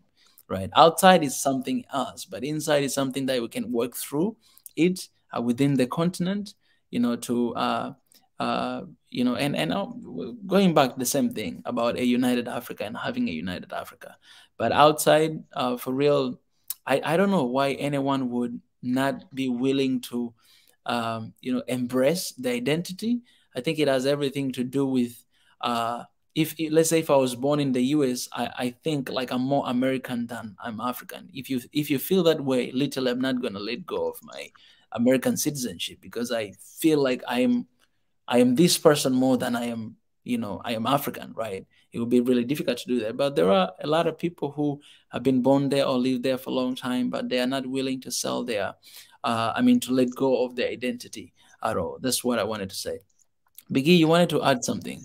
yeah, I just want to add something. You touched quite a few points. People that I travel abroad, several places, and I told you I'm one African, so that there's no doubt. But different countries, when you arrive with that same passport, it's like, wait a minute, they're gonna question. What I do is I go ahead and when I request my visa, okay, I ask the embassy to write me a letter that explain in brief who I am to visit the country, so I won't have no problem.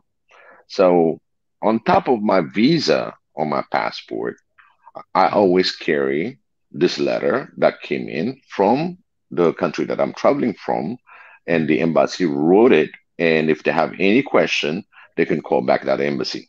Okay. Mhm. So a lot of times, people, when you travel here and there, people don't take time to really understand where they're going. Okay. And understand there's a certain limitation on certain passport where you cannot travel certain areas.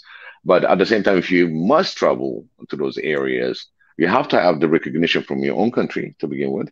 Plus, you have to have a recognition from the hosting country issuing your visa that you have to have additional letter that you carry with you when you enter the country.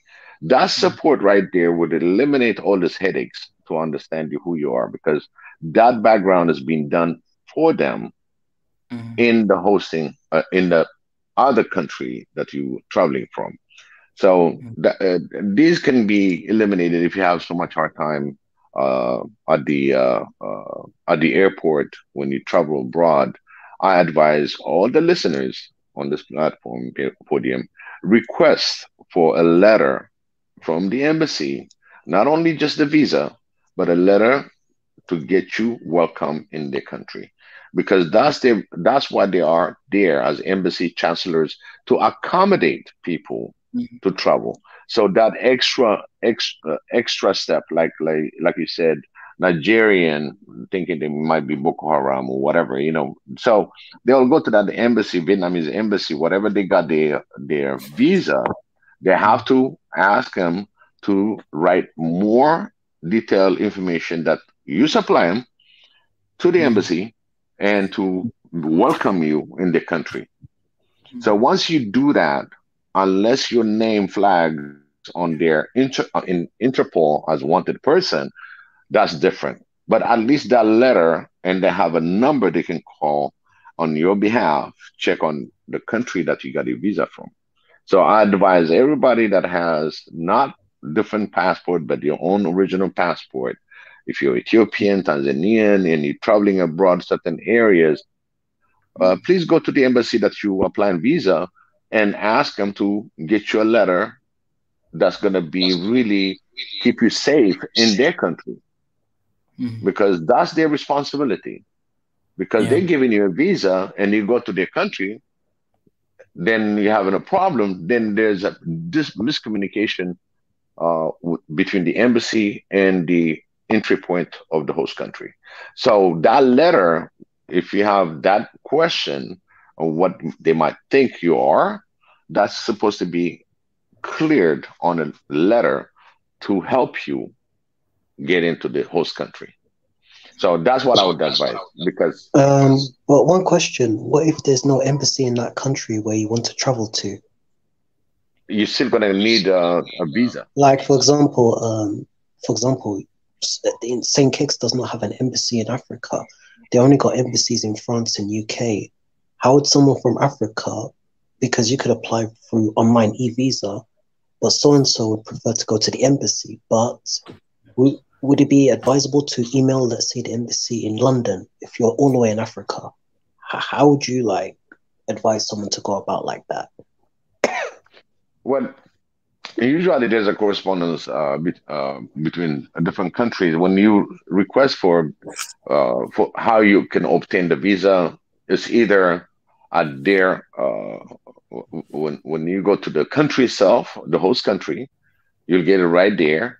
But you have to have a correspondence. Connection, but you have to have a correspondence between the nearest embassy that accommodate as visa, and they'll give you the direction how to obtain that visa. It's just a matter of communicating to the nearest embassy, because we got an embassy in here in Washington, D.C., but they're not in the West Coast. Some of them, will have a chancellor in Los Angeles or Seattle or somewhere central, but you're still gonna need to send your visa, your passport, to have a visa to the country that you're visiting. Usually, U.S. citizens don't have a lot of problem getting access in Europe and all that. But any other country, you have to have the nearest correspondence, either by letter. They'll give you a clear understanding how you can get your passport visa. And so it's just a matter of communicating.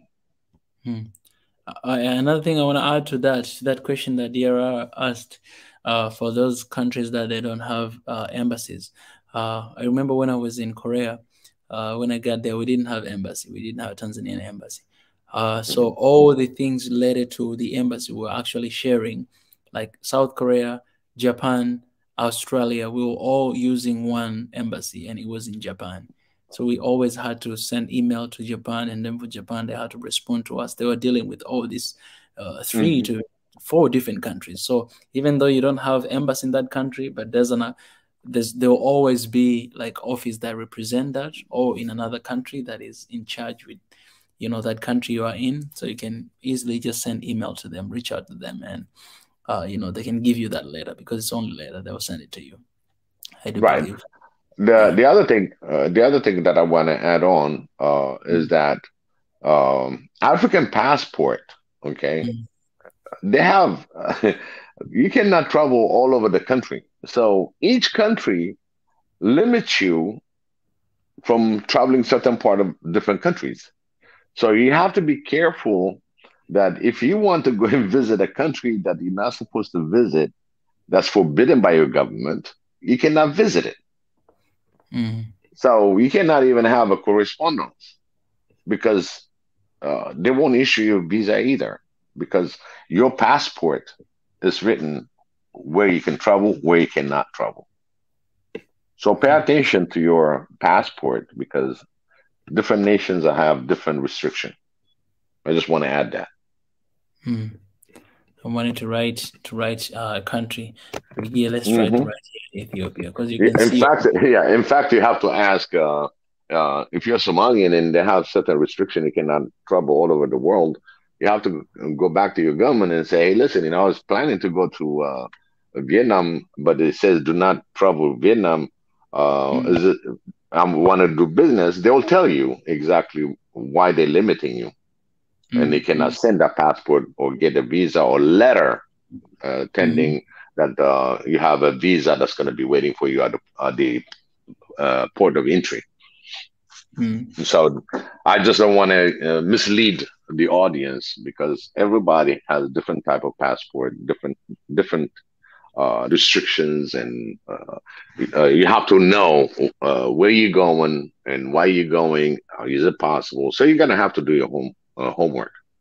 So let's get back to the dual citizenship. That's one of the issue that I want to bring in. A lot of African brothers and sisters, they left the country, their own native countries, because they had an issue with the government. Okay. For certain human rights violations, per se, whatever that's been done to your village, you're running, you just get into the nearest exit, you're a refugee now, you're just going to have to go and wait until any other country that's going to pick you up. That's another process.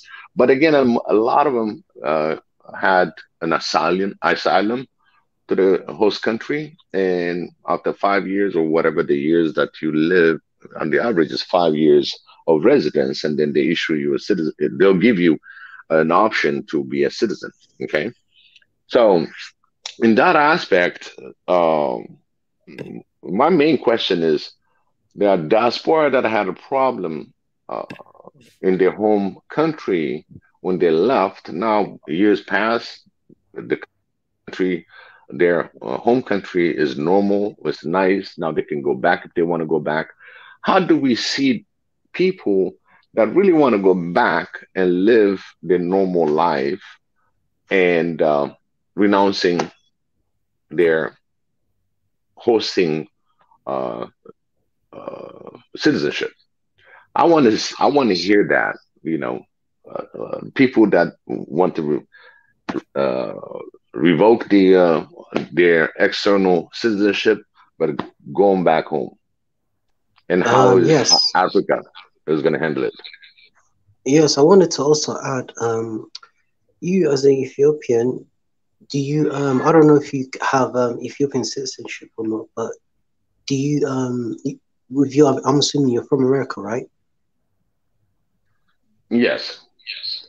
When you travel to Ethiopia, I don't know if you hold Ethiopian citizenship or not, but do you pay visa on arrival as an American citizenship, or they let you through? I'm Ethiopian, 100%. No, I'm saying when you land at the airport, do you pay a visa fee, or they let you through as you're an Ethiopian citizen, as you are traveling on an American passport? That's what I said. I'm 100% Ethiopian with my passport and all. So for me, when I go home, I just go home. Yeah.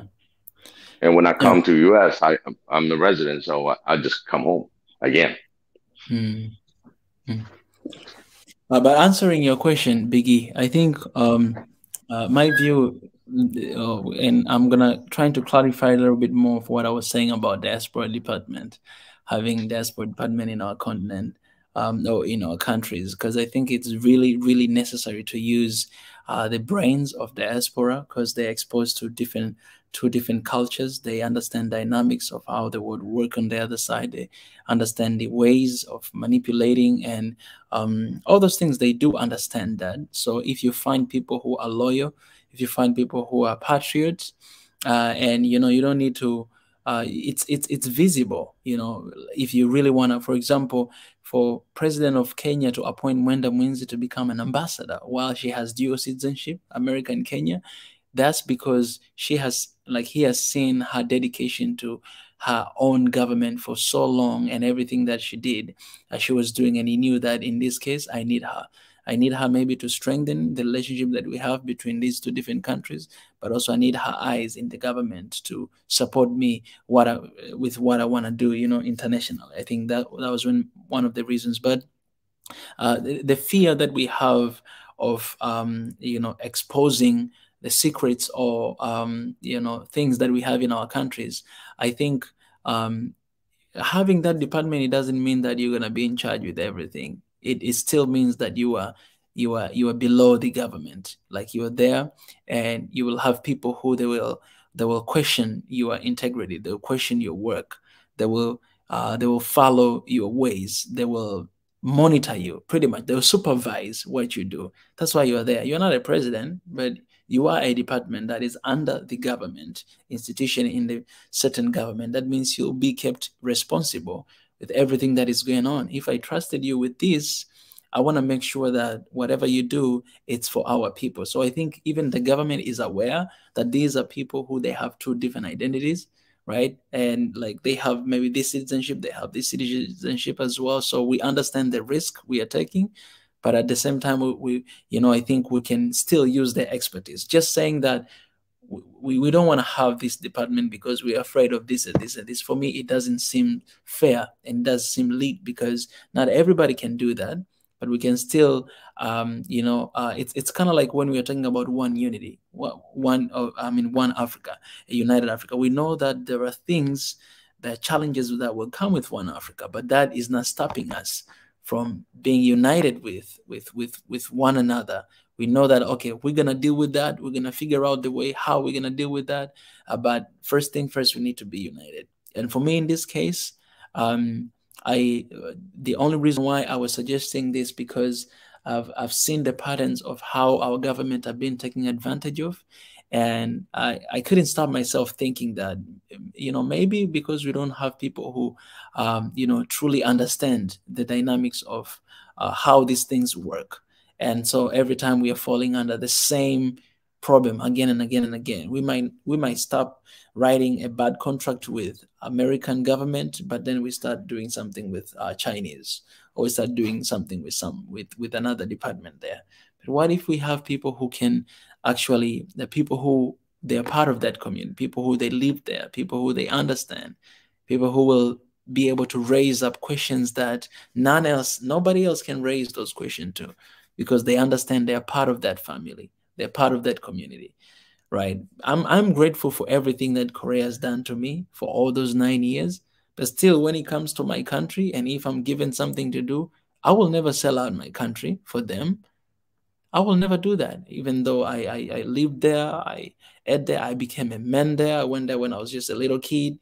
I speak their language and all this stuff, but still, I will choose to do something good for and I believe there's a lot of people out there like me who they can actually do anything they can. Some of them, even that little percentage that you left, Dr. Ara, some of them will be willing to let go of their nationality right now in their countries and coming back to serve their nation if they're impressed and if they are given opportunities to work. Yeah, that's what I would say. Oh, absolutely. We're very grateful for all the host country that kept all the diaspora, and I just want to make sure it's clear to all diaspora. This is something to think about on when you want to get involved in certain things. It's a way of putting it orientation. Okay. the first best orientation, like I said, get the facts. The fact will be by connecting with your families, by connecting immediately to the embassy that you're interested to talk to, because the diaspora really is not just about your nation, your own immediate nation that you left, but or you belong to. You can, if you're Ethiopian and you want to work in Tanzania, you still have to go to get more information, because all diasporas are welcome. If I'm not mistaken, they're all welcome throughout Africa. It's just a matter of what you want to achieve, what you want to invest in, and all that. So get the facts, not from us. We just bring in this platform, but get informed through the embassies that correspond to those countries that you want to visit, that you want to invest in, and make sure that we're all welcomed as diasporas. We're all welcomed to help our beloved continent. You can do, Ethiopian, you can do something very interesting. Let's say in Libya, when it comes to oil and stuff like that, you can help them in there, because that's another. That's a way of looking at Africa as your home for all diaspora. So you're not limited to where you want to go. It's just we need to have, again, like you said, Mika, some kind of a board or any question that comes that can get easily answered or referred to. So all diaspora, at the end of the day, we want our continent. We want to go back, and we're going to explore all the possibility that we can do with our own nations as togetherness. So this platform really is a way to communicate, to educate, or if we don't know, we'll have people that are going to know about or specialize on that matter. That's how it's been conducted so far. So diaspora has a lot to offer, a lot of knowledge, a lot of things, but we're a little bit, I believe, correct me if I'm wrong, we're a little bit tempered when it comes to once you are in the country, you want this thing to move, you cannot get it done, you got this and that. Hey, expect all that. It's part of being a progress. Do not give up. Do not give up because your license is not going to come in six months. Guess what? If you had done your research and already got the first phase of things going, you wouldn't be in that dilemma. But at the same time, if you had that 6-month period that you can do different things within the country, that's another option also. So as a diaspora, again, we cannot expect going to our respective nations and have change now. You know what I mean? We can't. We're going to have to go through the rule of law of the nation. You got to make sure you adhere to all the laws and what you can do. And especially when a diaspora picks up and trying to go, is because you have an idea on where you can help. So we encourage you over and over, if we could do something about our beloved continent. It can be in Ethiopia, it can be Nigeria, it can be all the way to Morocco, you can go South Africa. As long we can nip a little bit ahead, that will help. And the dual citizenship, believe me, when it comes to dual citizenship, you don't have to go all the way to the national security. There's a lot of other works to be done, and I'm pretty sure diaspora knows that. The diaspora knows what they can do. If they want to run to government, they know exactly what they need to do in order to run for government offices and stuff like that. And that, I leave it at that, But anything to invest in Africa in order to go forward with education, economics, and all the other agriculture and all that, you don't need, national security per se to pass. It's just developing the country and working hand to hand with the ministries that are responsible for those departments. Yeah, beautiful. Dr. R, do you have any final thoughts that you want to give you can go ahead and raise your voice.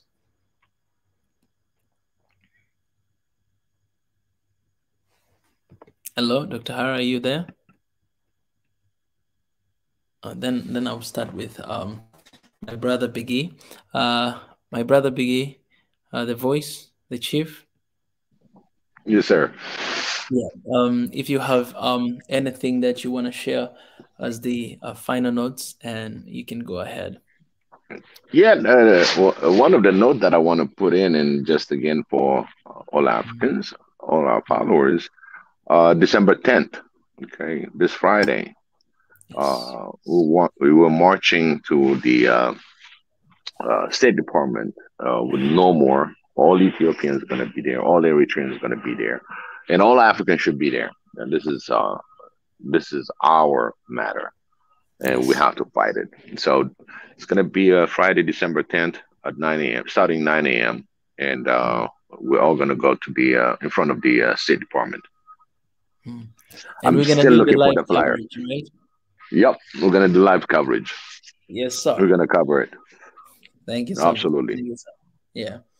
All right. So guys, tell everybody, and that this Friday, Africa is, we are standing together to say no more, and yeah, let's be involved. And if you're not in the US, then know that you have a platform, a media that will cover the whole Yep. event live. Cheer from the platform. Put your Yes, comments. yes. Everything you got a question, we're gonna try to anything that you want to bring as a questionnaire to anybody at that rally. You can jot it down on the comment, and Mika or Israel, anybody that's gonna be hosting it at the time, start collecting those questions, and I'll probably get the opportunity to question them right on the spot. Definitely. Okay. Well, Biggie, I want to appreciate you. I think today is it's a beautiful day, and we're gonna end it here for today. But thank you for raising your voice again, and for always being here, and for always raising your voice. It means a lot. Thank you so much. I'm learning You're very a welcome. lot. Yeah, Very welcome. And again, I just want to pass on to all diaspora.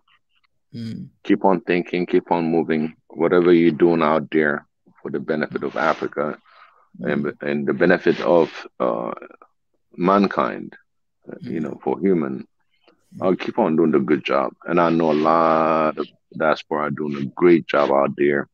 We'll start recognizing our heroes out there that are fighting the struggle of humanity. The existence, the love and fear that people have. When you love, you have to have certain fear into putting you really to the utmost love, because that little essence of fear is the one that converts you from hating to loving. And I pass on to all human beings that lives or as the existence, your existence on this planet. So I pray to all of you, and make sure that all these prayers should be answered if you really put your mind and emotion put together. There's nothing impossible that we cannot do on this earth. Xavier bless you all. Amen. Amen. All right. I'll let you go now. Let me give a word of a prayer, and then I'll let you go. That's right. I'll finish with right. Thanks. All right. Thank you, Mika.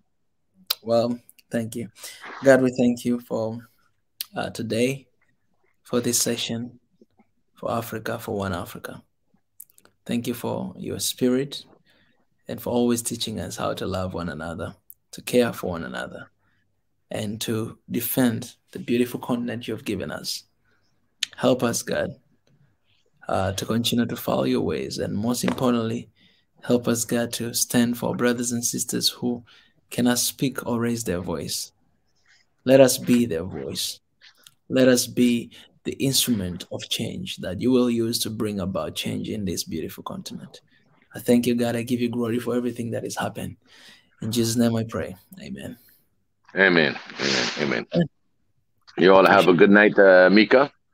You too, my brother. And the rest that is awake, and I'm in the afternoon. Good afternoon Yes. for everybody, and the one in the evening. Thank you again. Appreciate that. I appreciate, brother. Thank you. All right. Thank you. Bye. You sleepy already? I had a long trip yesterday. I was traveling for Yeah, 8 I hours. heard. Yeah, No, yeah. Israel told us. So Yeah, just how go to he sleep. told you. Yeah, Yeah. that's why I was not there. When I Actually, think text me too. You already oh, put it on ah, text. So I would have yeah, forgot that I did that. Yeah. yeah. Go back to sleep today. So you Yeah, really deserve that. I Rest appreciate well, it. my brother. Thank you so much. Rest well. All right. I appreciate it, Good night. brother. All right. Good night. Yo, I want to appreciate for you guys. I see a lot of people here giving a lot of positive comments. You're doing a great job. You're doing good. So I want to appreciate you guys for those appreciation. And yeah, I think we are doing pretty well. We're doing pretty good. And I want to appreciate special thanks to my people who came here today in the panel, and for those who are behind the scene there commenting and share their ideas. Just know that your opinion matters, your voice matters. So please keep raising your voice. We are not kind of platform that we shut people up. We don't. That's why a lot of time I even don't block people who are giving a negative comments unless you guys tell me to do so. The reason why, because I still believe everybody has a voice to raise. But sometimes when you cross a line a little bit and um, you're not standing for one Africa, and you're trying to implement your own agenda, which is not aligned with what we are standing for, then I see the need to do that. But I hope you all will raise your voice. And even if you're very different from everybody else, I hope you just keep raising your voice because, that's how I started. That's how I started. Some people, they thought I was crazy talking about one Africa. Some people, they still think I'm crazy because it will never happen. That's what they say. But you never know until it happens, right? So, and we have to dream big because if you reach your dream, that means you didn't set them high enough, right? So we have to dream big. We have to think big. Ethiopia Hagere is saying that. Yeah, so bless you guys all. And thank you for stopping here today. I want to thank for two super chats that we received today. I appreciate y'all. And I appreciate for those who are subscribing and those who are joining members. I hope you guys will keep doing that. And yeah, God bless you guys so much. And let's hit 200,000 K before the end of this year. Let's do it. It's possible.